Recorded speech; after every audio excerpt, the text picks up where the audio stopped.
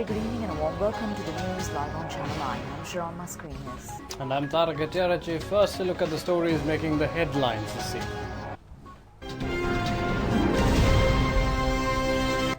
The President reveals that ministers are connected to the Muthurajavela environment destruction. The Prime Minister reiterates a strong government will be formed by winning the forthcoming presidential and general elections. Number of those killed in the Banduragoda poisonous liquor consumption incident increases to 11. 4,200 teacher appointments to diploma holders next month. Chandika Haturusingha has been evicted from the post of head coach during the Sri Lanka-New Zealand tournament series. On to the stories in detail now, starting off with local news. President Maithripala Sirisena says that it has been found that there are connections of certain ministers of the government in the Muthurajavela environmental destruction. He further says that this degradation of nature must be prevented in the interest of the future of the nation. The President was addressing the Gampa district concluding ceremony program of the Ratavenuwen Ekatasitimu at the Divulapitiya Public Esplanade today. The 6-day-long program, which commenced on the 29th of last month, centering on the Gampa district and covering 13 divisional secretariat divisions in the district, was successfully concluded. Around 325,000 persons were benefited. More than 4,000 numerous programs have been implemented. The total cost of the project amounted to 123 million rupees. The aim was extended to government's contribution to resolve economic, health, social, administrative and environmental problems. The program was implemented by the Presidential Secretariat under the categories of Grama Shakti, kidney disease prevention, dengue control, food security, drug prevention, safeguarding of children and Smart Sri Lanka. Funds being provided by the Presidential Secretariat for the implementation of the conservation of 6 water feeding projects were handed over to the Gampa District Secretary Sunil Jayaratna on this occasion. The President has presented the letters of the responsibility of the Smart Sri Lanka project as well. President Maithripala Sirisena said that a bigger resource in the Gampa district at present is the Muthurajavela. However, politicians are behind those who fill up land and destroy the beauty of Muthurajavela. Ministers of present government are connected to the reclamation and exploitation of this land. The President has recalled how he came to the area around 6 o'clock in the morning one day with the police. The objective was to arrest those who destroy the environment. The police and the SDF have been deployed for environmental conservation. He added that everybody knows of the anti-narcotic campaign and the need to strengthen the program. He added that, however, some have not yet realized the responsibility on drug control. However, the program has created an impact on homes, villages and schools throughout the island. He also said that when death penalty was imposed, a section of the government of his own has presented a proposal to withdraw this decision. He added that criminals would be pleased by their moves. Major cause for all crimes is drugs. The President further said that he was pleased to find the Attorney General submitting a report stating that a private member's proposal presented in Parliament was not legal. නමුත් මම සතුටු වෙනවා නීතිපතිතුමා ඊයේ පෙරේදා එවලා තියෙනවා වාර්තාවක් පාර්ලිමේන්තුවේ පුජ්‍යලික මන්ත්‍රීවරයෙක් විසින් ආණ්ඩු පක්ෂයේ එවන යෝජනාව නීත්‍යානුකූල වෙන්නේ නැහැ. Prime Minister Ranil Wickremesinghe says that a broad alliance under the name Democratic National Front will be established before the end of this month. The joint collaboration on several political parties and organizations. Delivering a special statement to media today, he further said that the country will be directed towards a victorious path after establishing a strong government after winning the forthcoming presidential election and the general elections. Prime Minister Ranil Wickremesinghe said that they had banded together in the year 2014 in the interests of the country. He added that many political parties and organizations had made an alliance with the objective of re-establishing democracy, strengthening of reconciliation among ethnic groups, to resuscitate the collapsed economy and to create a government of good governance.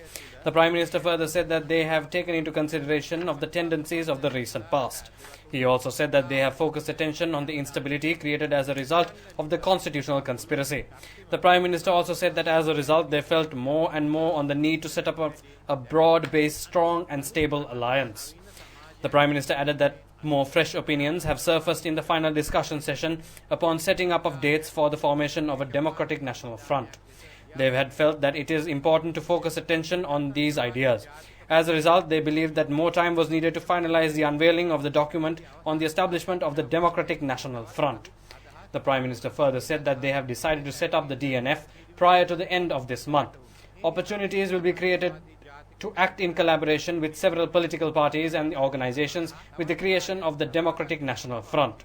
However, this measure would not create any impact on the routine tasks of any party.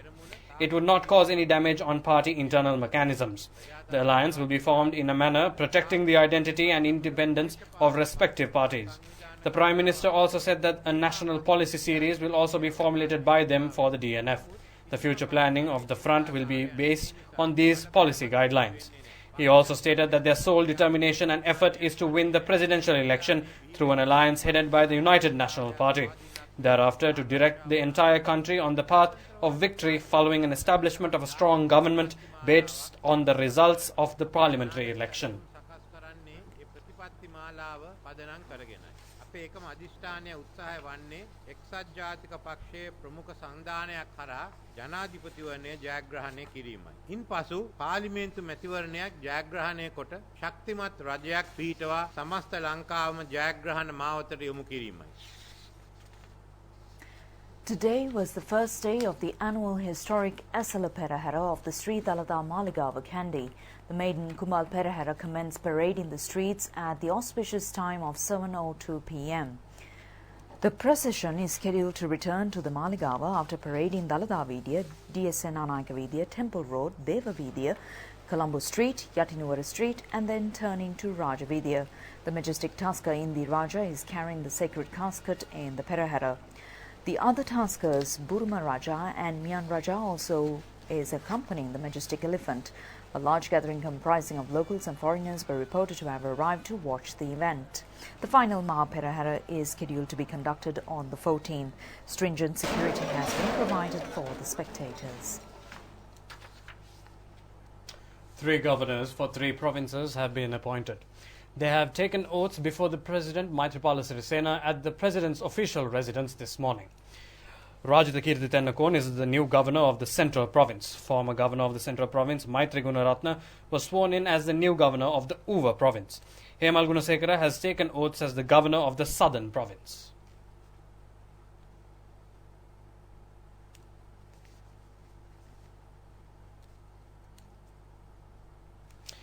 Two state ministers were also sworn in before the president this morning. Anuma Gamage took oaths as the State Minister of Petroleum Resources Development. Lucky Javadana was sworn in as the State Minister of Urban Planning, Water Supply and Higher Education. Prime Minister Ranil Wickremesinghe has presided over a meeting of the government group in Temple Trees today. MPs and ministers representing the government have attended the meeting.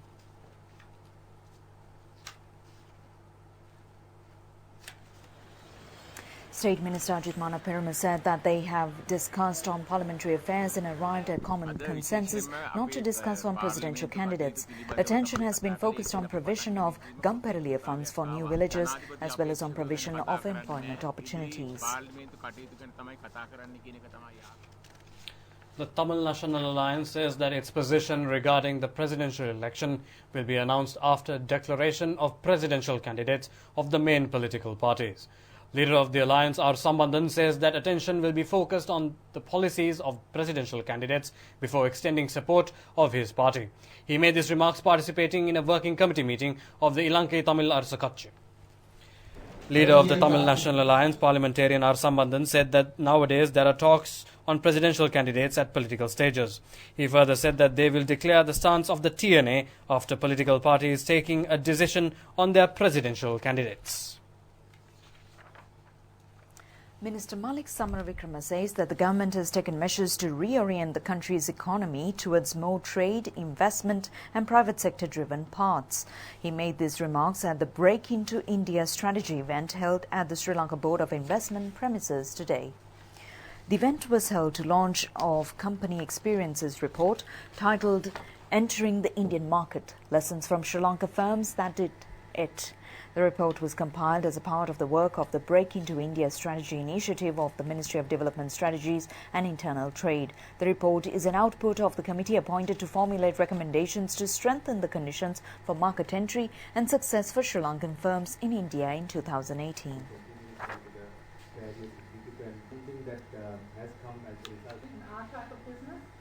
our government has been taking several measures to reorient the Sri Lankan economy towards more trade, investment and private sector driven growth. The relations between India and us and Sri Lanka right now is an all-time high, and the Indian government is also extremely keen on helping us to improve ourselves and improve our economy. So I think this is the right time for us to make use of this opportunity and see how we can break into the Indian market. After years of declining trade to GDP ratio, now we have begun to reverse that. Our exports are growing month on month. Our initiatives like the National Export Strategy, the 2000 Exporter Program and so on are now firmly being implemented. And we are staging investment promotion missions to key markets like Germany, Japan, India, China in order to attract export-oriented foreign direct investments. In fact, right now, exports to GDP is about 18%, and I believe by the end of the year, we should be able to take it up to 20%. Sri Lankan Airlines announces that preparations have been made to minimize the inconvenience to passengers at London's Heathrow Airport that may occur due to the strike action planned by ground staff of the airport for today and tomorrow. Sri Lankan Airlines has announced that the national carrier does not envisage any cancellation of its flights and will operate as per its regular schedule. Sri Lankan has reinforced its own operations for passengers and cargo at both the arrival and departure terminals of Heathrow with additional staff on standby. However, the areas most likely to be affected include security screening, which are operated by Heathrow Airport Limited and are not under the purview of Sri Lankan Airlines.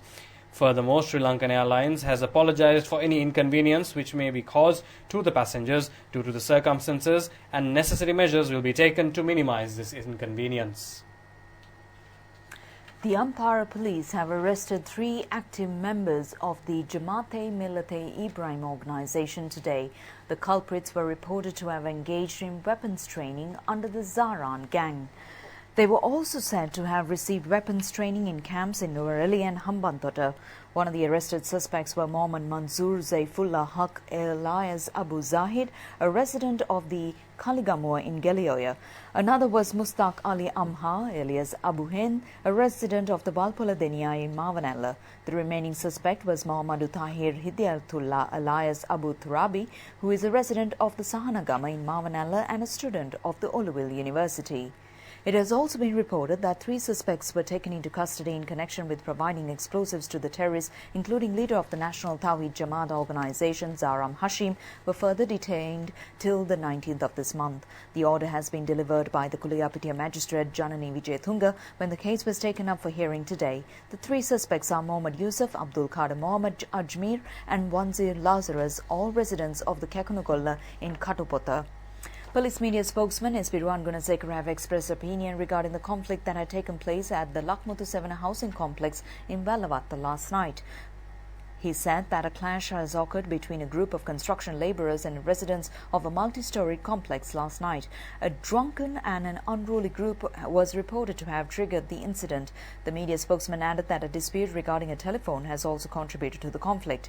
9 persons were injured. 7 3-wheelers, 1 motorcycle and a motor car were also damaged in the incident. 1 suspect was arrested last night. Thereafter, 4 other suspects were taken into custody. Number of those killed in the intoxicated liquor consumption incident in Banduraguda, Mirigama has reached 11. 10 others are receiving treatment in hospital. OIC of the Pallevala police station, which comes under the administration of the area where the incident has occurred, has been transferred to the office of the Kalutara police superintendent. Residents have brought to the Mirigama Nigambo main road a corpse of a person killed in the liquor poisoning incident as a token of protest, urging the authorities to implement the law against those who produce and sell illicit liquor. A restless situation has arisen with the arrival of the Pallevala police station OIC to the scene of the incident. However, the protesters have dispersed following their discussion with officials of the Kotadeniya police station.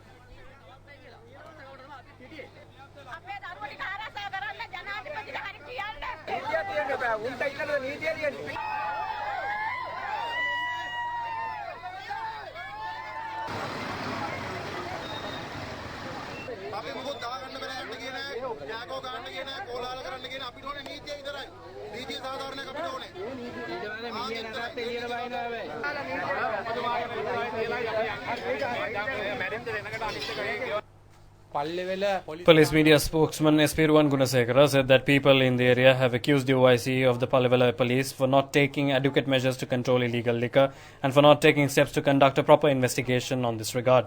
However, police headquarters has decided to take several measures against the Palivela police station OIC and to transfer him to the office of the police superintendent Kaludora. The Gampaha Division Crime Investigation Unit is conducting further investigations.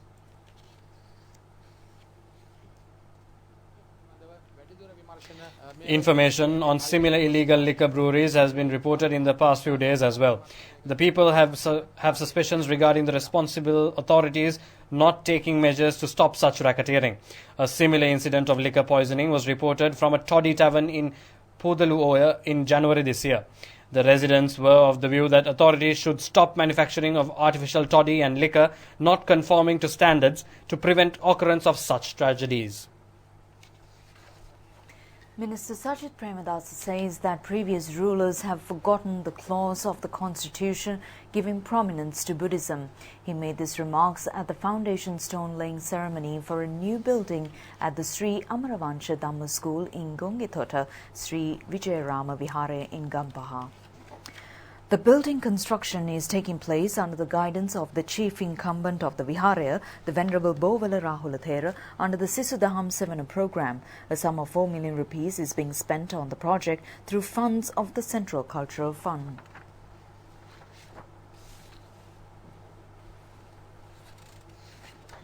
The Ministry of Finance says that no change has been made in the 15% interest rate provided for senior citizens' savings accounts. A communique issued by the ministry says that media reports pertaining to a reduction in the interest rate is totally false. The release adds that only the interest on fixed deposits have been amended. Accordingly, the interest rate on senior citizen savings accounts, as proposed through the budget of 2015, continues to implement without any change. The revenue on interest has been freed from the withholding tax up to 1 million rupees. The budget of 2018 has extended the special interest relief limit to 1.5 million rupees. The Treasury is providing annually a sum of nearly 16 billion rupees to commercial banks for the concessionary grant. The GCE Advanced Level Examination has commenced today. The exam ends on the 31st of this month. 337,704 candidates sit in this year's examination. There are 2,678 examination centres and there are also 315 coordinating centres. The Sri Lanka Examination Department has issued a set of instructions pertaining to the examination.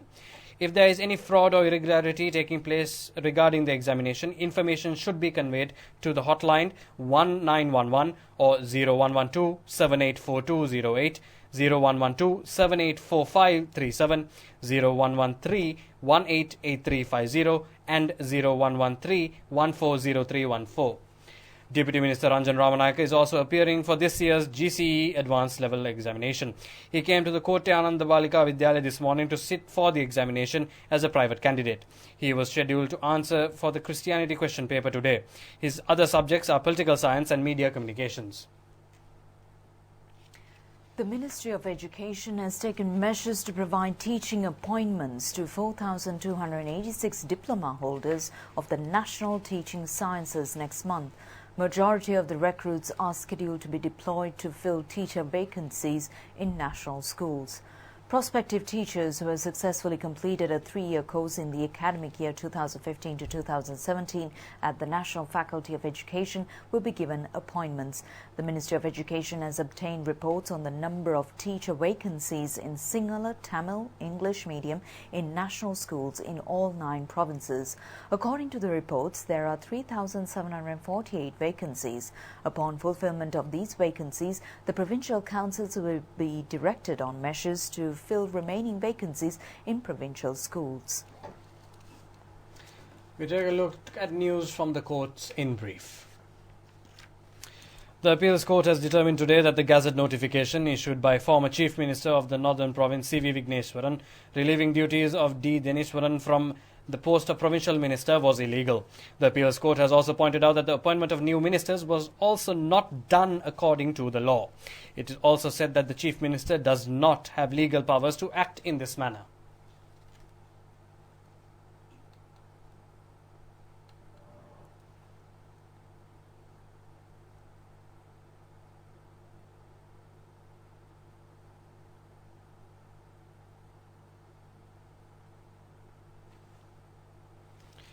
Shashi Veeravansa, wife of Parliamentarian Vimal Veeravansa, has appeared before the Colombo Chief Magistrates Court today to face several charges, including possessing a foreign passport processed through forged documents.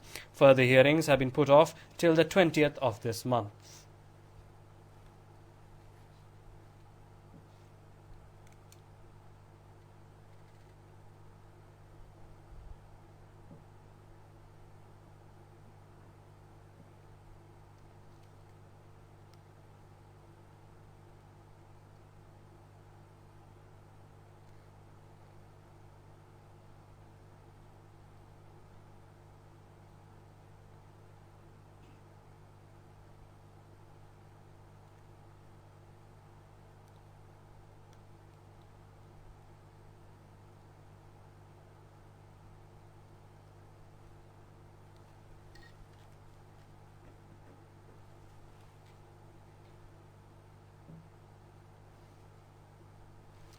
The case pertaining to the charge of a group including Parliamentarian Vimal Veeravansa engaging in a protest blocking an area around Bauddha Lokamavata on the 6th of February 2016 at the time of the arrival of the United Nations High Commissioner for Human Rights in Sri Lanka was taken up for hearing at the Colombo Chief Magistrates Court today. However, the MP was not present in the courts. The case has been postponed till the 4th of November. A protest of the Inter-University Students' Federation has taken place in front of the Fort Railway Station in Colombo today. The aim of the agitation was to demand the government to immediately withdraw the Private University Act. The protesters came in procession from the Fort Railway Station to the Presidential Secretariat via Lotus Road and attempted to enter forcefully to the Secretariat. The Riot Control Unit and the police have dispersed the agitators by spraying tear gas and water.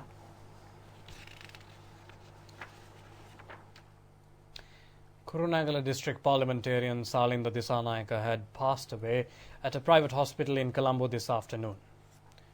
Salinda Disanayaka was 61 years old at the time of his demise. He has entered the parliament from the Kurunegala district representing the United People's Freedom Alliance at the last general election. He has functioned as a minister, deputy minister and a non-cabinet minister. Details of final rights will be notified later. And to bring you the trading details now, the all-share price index closed at 5,889.67 points, dropped by 5.03 points, and the S&P SL 20 index closed at 2,896.52 points, also dropped by 10.16 points at the end of the trading in the Colombo Stock Exchange today. Turnover was over 534 million.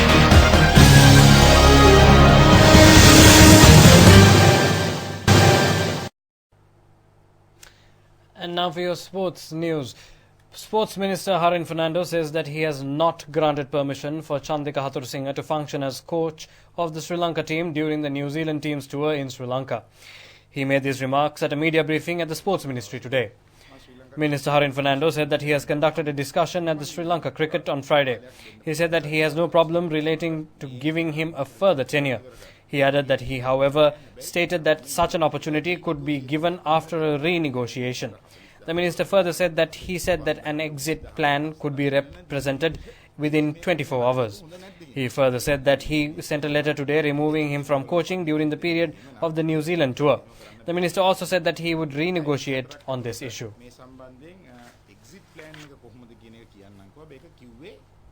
Quick check on the weather. The Met Department says that the wind speed is likely to enhance over northern, north central and northwestern provinces and over Trincomalee district up to 50 to 60 kilometers per hour. Showery condition is also likely to enhance to some extent in the southwestern parts of the island during the next few days. According to the department, several spells of showers will occur in the western, southern, Sabaragamuwa, central and northwestern provinces and in the Mannar, Jaffna and Anuradhapura districts. Fairly heavy falls, about 50 millimeters, are likely to occur in some places in the western, central, northwestern and Sabaragamuwa provinces and in the Galle and Mathura districts.